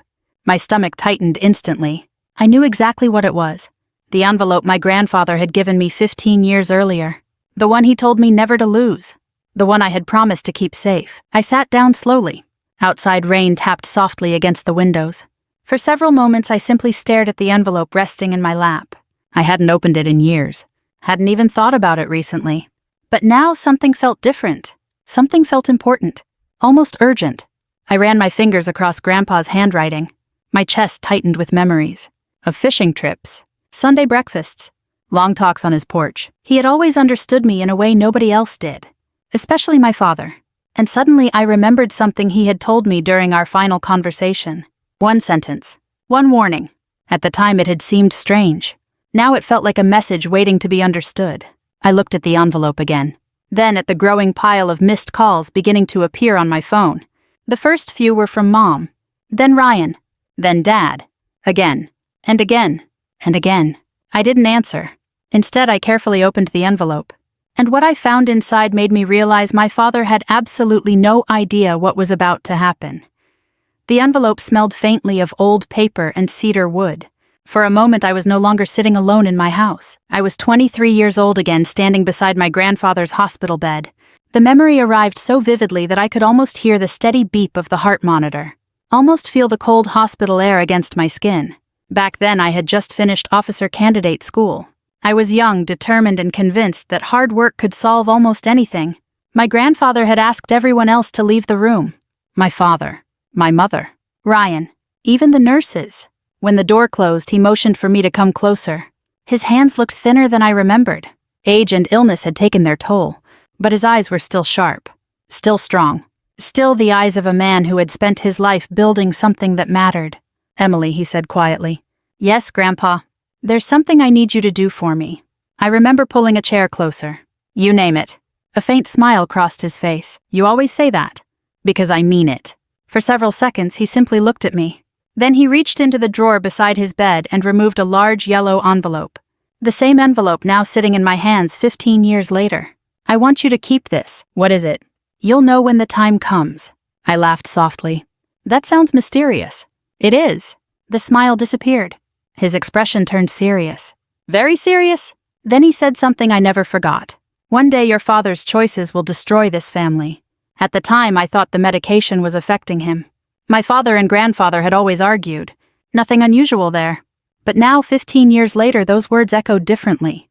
Like a warning. Like a prediction. Like a man who knew exactly what was coming. Back in the present, I carefully removed the documents from the envelope. The first several pages looked familiar. Property records, tax filings, business agreements. Nothing dramatic. At least not at first glance. I kept reading. Page after page. My military training had taught me patience. Details matter. Small things become big things when people ignore them. By the 20th page, I stopped breathing for a second. Then I read the paragraph again. And again. Because surely I had misunderstood. But I hadn't. The family land wasn't legally my father's. Not completely. In fact, a large portion of what everyone referred to as Dad's property had never actually belonged to him. The ownership structure was far more complicated. Grandpa had established a family trust decades earlier. Most of the assets had been transferred into that trust. Dad had been named trustee, manager, caretaker, not owner. That distinction changed everything. I leaned back in my chair. Outside, rain continued falling against the windows. Inside, my heartbeat felt louder than the storm. I kept reading. The deeper I went, the more uncomfortable I became. Because suddenly dozens of events from the past 20 years started making sense. Dad had always acted like the family assets belonged to him. Completely. Absolutely. But legally that wasn't true. His authority came with conditions, responsibilities, restrictions. And according to these documents, Grandpa had been extremely specific. One clause immediately caught my attention. I read it 3 times, then a 4th. The language was clear. If the trustee used family assets primarily to benefit one heir at the expense of others, if the trustee violated fiduciary responsibilities, if the trustee demonstrated favoritism that endangered the long-term interests of the family trust, then oversight authority could be transferred. Not automatically, but through legal review. I stared at the name listed beneath that clause. My name, Emily Carter. For several moments I simply sat there, motionless. The room suddenly felt smaller. I wasn't shocked because I might inherit something. I genuinely didn't care about the money. What shocked me was that Grandpa had anticipated this exact situation 15 years ago. Long before the latest fight. Long before the text message. Long before tonight. He had seen something. Something everyone else ignored. Something I had spent years pretending wasn't real. My father's favoritism. I closed my eyes, and memories came flooding back. Ryan's failed construction company. Dad using family funds to bail him out. Ryan's second business. Another rescue. Ryan's divorce. Dad paying legal fees. Ryan's tax problems. Dad handling those too. Every crisis. Every mistake. Every bailout. At the time I dismissed it as parental loyalty. Now I wasn't so sure. I turned another page. Then another. My stomach dropped. There were financial summaries. Detailed ones. Grandpa had apparently ordered independent audits during the final years of his life. Several notes had been attached. Handwritten. Meticulous. Concerned. One note stood out. Repeated transfers without proportional benefit to trust beneficiaries. Another. Excessive support provided to Ryan Carter. And another. Potential future risk if pattern continues. I rubbed my forehead. This wasn't just favoritism. This was documentation. Evidence. Years of it. Suddenly my phone buzzed again. Dad. Calling. I let it ring. Then another call. Ryan. Ignored. Then Mom. Ignored. For the first time in my life, I wasn't interested in defending myself. I wanted answers. At nearly midnight, I found the final section. A sealed letter addressed specifically to me. My hands shook slightly as I unfolded it. The handwriting was unmistakably Grandpa's. Emily, if you're reading this, then one of two things has happened. Either your father finally learned fairness, or he didn't. I smiled despite myself. That sounded exactly like him. I kept reading. You will be tempted to protect people who refuse to protect you. You always have been. That is one of your greatest strengths, and one of your greatest weaknesses. The words hit harder than I expected, because they were true, painfully true. I had spent years helping people who rarely appreciated it, years earning love that should have been freely given. The letter continued. Do not confuse kindness with surrender. Do not confuse loyalty with obedience, and do not allow guilt to make decisions that wisdom should make. By the time I reached the final paragraph, my eyes were burning. Not from sadness, from understanding. The last sentence stopped me cold. When the time comes, call Richard. He'll know what to do. Richard. I knew exactly who that was. Richard Holloway. Grandpa's attorney. The man who had handled nearly every legal matter in our family for over 40 years. The man Dad rarely spoke about anymore. The man I hadn't seen since Grandpa's funeral. I glanced at the clock. 12:07 a.m. Far too late for a call. At least for most people. But Richard had always been different. I searched through old contacts. To my surprise, his number was still there. My thumb hovered over the screen. For a moment I hesitated. Making that call felt like crossing a line. Like stepping into a future I couldn't yet see. Then my phone vibrated again. Dad. Calling for the 8th time. A text arrived seconds later. Emily. Please call me. Another appeared. We need to talk. Then another. It's important. I stared at those messages. The same man who had disowned me less than 24 hours earlier suddenly wanted a conversation. Interesting. Very interesting. I set the phone down, then dialed Richard Holloway. The call connected on the second ring. A tired voice answered. Hello, Mr. Holloway. A pause, then recognition. Emily. Yes, sir. Another pause followed. Longer this time. Almost as if he had been expecting this moment. Finally, he exhaled slowly and said words that sent a chill through my entire body. I've been waiting years for this phone call. For a few seconds after Richard spoke, neither of us said anything. Rain continued tapping against my windows. The digital clock beside the couch glowed 12:09 a.m. And somewhere deep inside me, a feeling I hadn't experienced in years began to stir. Not anger. Not revenge. Certainty. The kind that arrives when scattered pieces finally start fitting together. Richard cleared his throat. Do you have the envelope? Yes. All of it. I think so. No, he said quietly. You don't think so. You need to know so. I looked down at the document spread across my coffee table. Then yes. Good. The relief in his voice was unmistakable, as though he had spent years worried those papers might disappear, or be destroyed, or never be found at all. Your grandfather trusted you, he continued. More than Dad. A soft sigh came through the phone. I didn't say that. You didn't have to. Richard was silent, which told me everything. He asked me to scan several pages and send them immediately. By 2 a.m, we were still reviewing documents. By 3, he had confirmed what I already suspected. The trust was real. The conditions were real. The violations were potentially very real. And my father had absolutely no idea. When I finally climbed into bed, the sun was only a few hours away. My phone contained 38 missed calls. I slept anyway. Better than I had in years. The next morning began with another message from Dad. Emily. Call me. No apology. No explanation. No acknowledgement of what he'd written. Just a demand disguised as a request. I didn't answer. Instead, I made coffee and drove to Richard's office. His building sat on a quiet street 2 towns away. The same red brick structure it had been for decades.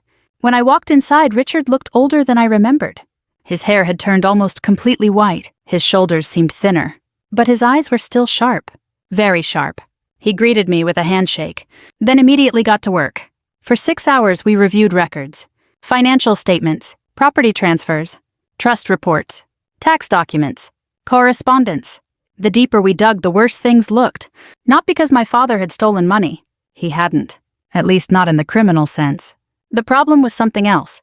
Something more complicated. For years, he had treated trust assets like a personal safety net for Ryan. Whenever Ryan failed, trust resources appeared. Whenever Ryan struggled, trust resources appeared. Whenever Ryan made another terrible decision, trust resources appeared again. The pattern stretched back nearly 15 years, one rescue after another, one exception after another, one justification after another. By late afternoon, Richard removed his glasses and rubbed his eyes. I've spent 42 years practicing law. That long. Unfortunately, I smiled. He didn't. Emily, I've seen a lot of families destroy themselves. The room grew quiet.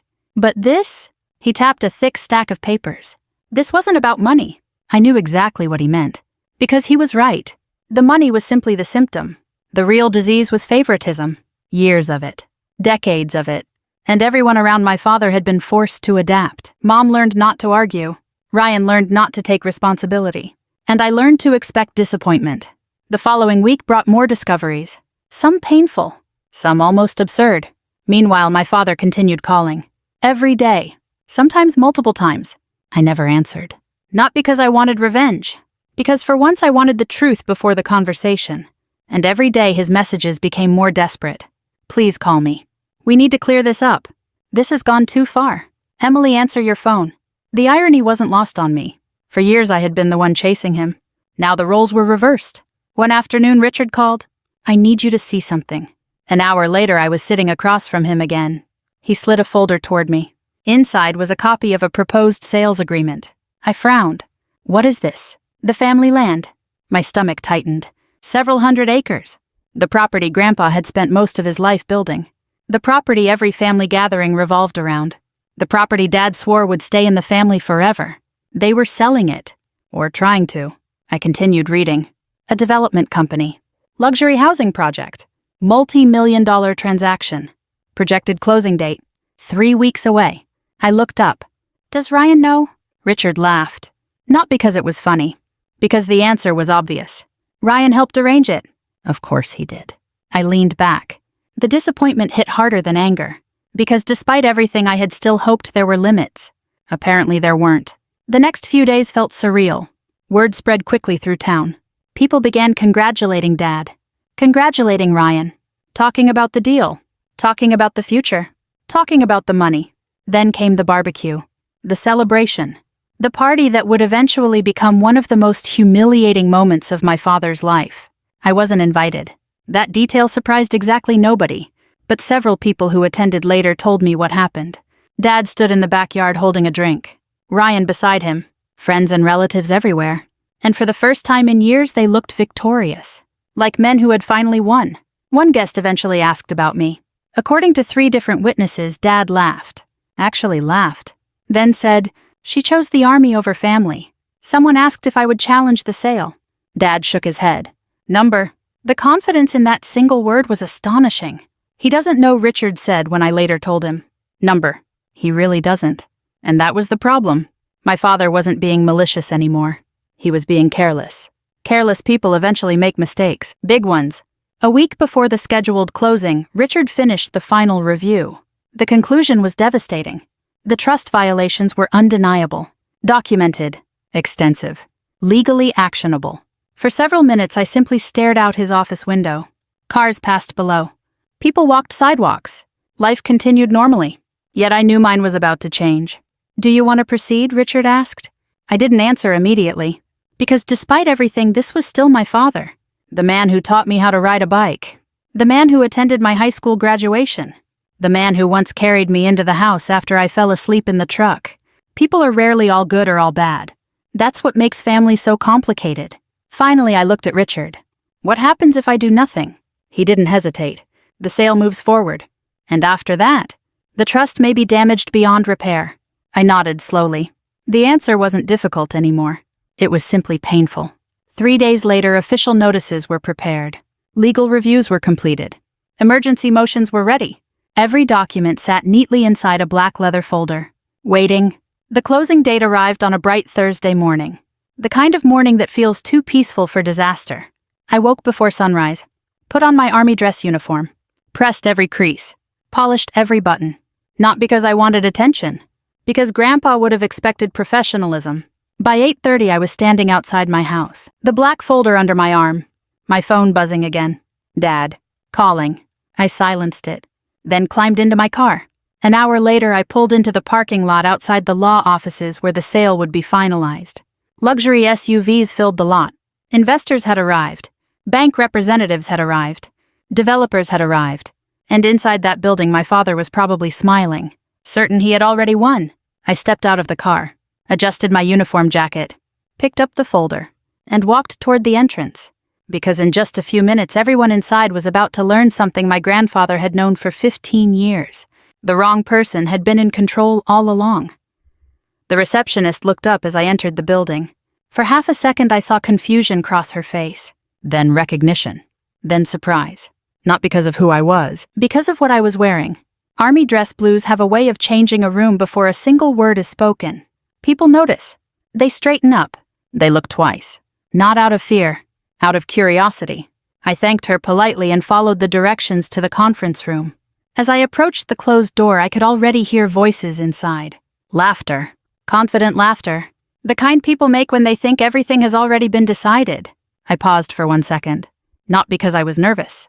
Because I was remembering my grandfather. His porch. His voice. The envelope. The warning. Then I opened the door. The room immediately fell silent. Every head turned. My father's smile disappeared first. Ryan's disappeared second. Several investors looked confused. A banker adjusted his glasses. One of the attorneys frowned slightly. Nobody had expected me. Especially not my father. For several long seconds, nobody spoke. Then Dad pushed his chair back. Hard. What are you doing here? His voice carried across the room. I calmly closed the door behind me. Good morning, Dad. I asked you a question. I heard it. His face reddened. I told you not to come. The words hung in the air. A few people exchanged uncomfortable glances. I looked directly at him, then smiled. Not mockingly, not cruelly, just calmly. I'm not here as your daughter. The silence that followed felt almost physical. Nobody moved. Nobody spoke. Ryan stared at me. Dad blinked. What does that even mean?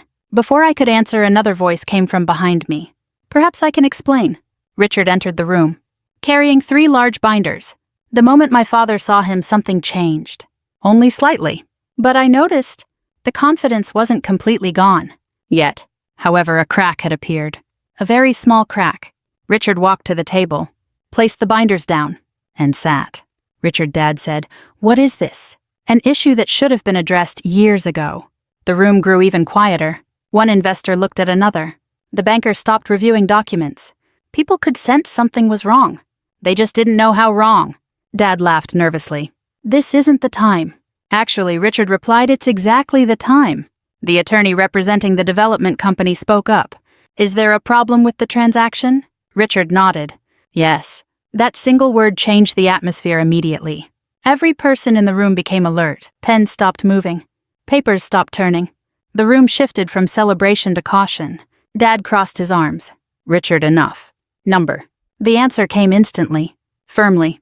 The kind of firmness that only comes from someone who knows they're standing on solid ground. Then Richard opened the first binder. My responsibility today is not to protect anyone's feelings. He looked directly at my father. My responsibility is to protect the trust. The trust. Several people frowned. The developers looked confused. One banker immediately started taking notes. Dad's expression hardened. There's no issue with the trust. Richard opened a document. There is. Then another. And there has been for years. Ryan finally jumped in. This is ridiculous. Richard didn't even look at him. Instead, he continued turning pages, one document after another. One financial record after another. One transfer after another. The evidence piled up slowly, methodically, relentlessly. No dramatic speeches, no shouting. Just facts, which are often far more dangerous.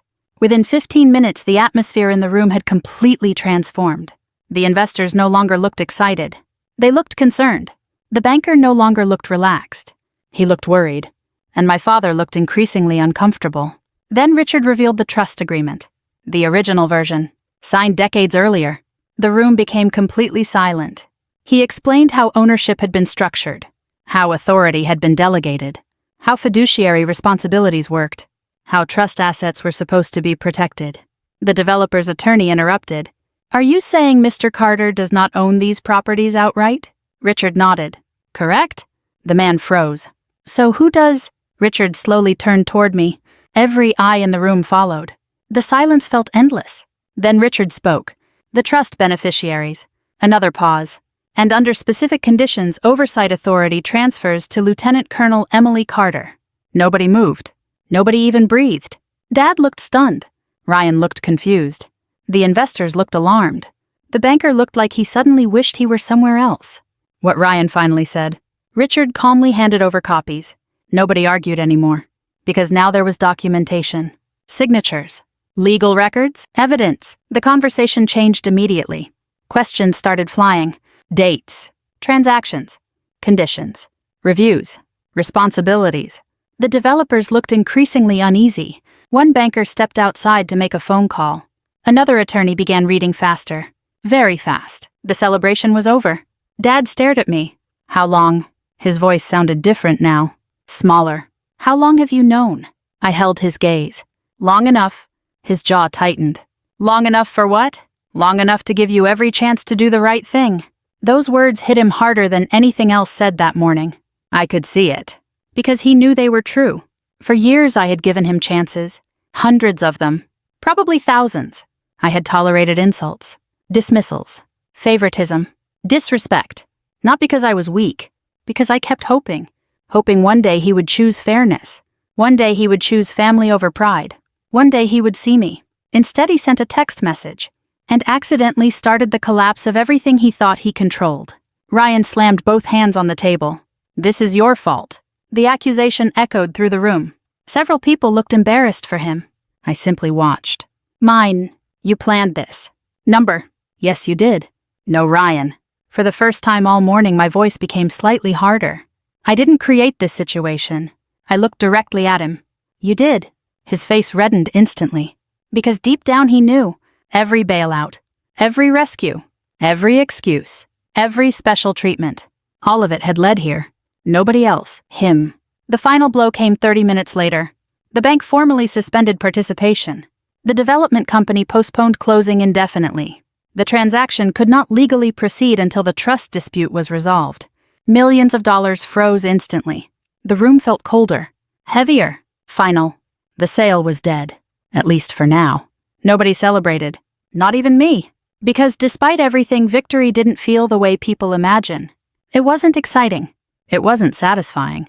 It was sad. Watching your father lose isn't enjoyable. Even when he's the one who caused it. Especially then. By noon, the meeting was effectively over. People began leaving. Quietly. Awkwardly. Nobody wanted to be there anymore. One by one, they disappeared. Until only a handful remained. Ryan left first. Angry. Humiliated. Blaming everyone except himself. The same pattern he had followed his entire life. Then Mom left. Tears in her eyes. Unable to look at anyone. Finally, only Dad remained. Standing beside the conference table. Looking older than he had that morning. Much older. For several seconds, neither of us spoke. Then he asked the question. Not as a businessman. Not as a father. Just as a man. Was I really that unfair? The room suddenly felt very quiet. I thought about lying. Making it easier. Softer. Kinder. Instead, I told him the truth. Yes. The single word landed like a stone. Dad looked down. For the first time in my life, he had no argument. No defense. No explanation. Just silence. A few moments later, he picked up his coat, turned toward the door, and walked away. Not angry. Not shouting. Not blaming. Simply defeated. The man who had controlled every family conversation for decades left without saying another word. And as the door closed behind him, I realized something important. The real consequences hadn't started yet, because sooner or later he was going to go home, and finally sit alone with the truth. I thought the hardest part was over. I was wrong. The meeting had ended. The sale had collapsed. The truth was finally out. But families don't unravel in conference rooms. They unravel afterward. In kitchens. In living rooms. In late-night phone calls. In quiet moments when people are left alone with consequences. That evening I drove home with the radio off. The black folder sat on the passenger seat beside me. Sunlight stretched across the highway. Traffic moved steadily. Everything looked normal. Yet nothing felt normal. Because for the first time in my life, I wasn't carrying the weight of proving myself to my father. The burden was gone, and strangely enough, that felt heavier before it felt lighter. I arrived home around 6, fed my dog, changed clothes, made coffee I didn't need, then sat on the back porch. The same place where this whole chapter had truly begun. The air was warm. The sky glowed orange and purple. Crickets chirped in the distance. Peaceful, until my phone buzzed. Dad? I stared at the screen. Didn't answer. A minute later it buzzed again. Dad. Again. Then Ryan. Then Mom. Then Dad. Then Ryan. By 9 o'clock the calls were coming every few minutes. By 10 they became almost constant. Voicemails started arriving, one after another. I listened to Ryan's first. Emily, call me. The second sounded less confident. Look, this got blown out of proportion. The third was angry. The fourth was desperate. The fifth was almost pathetic.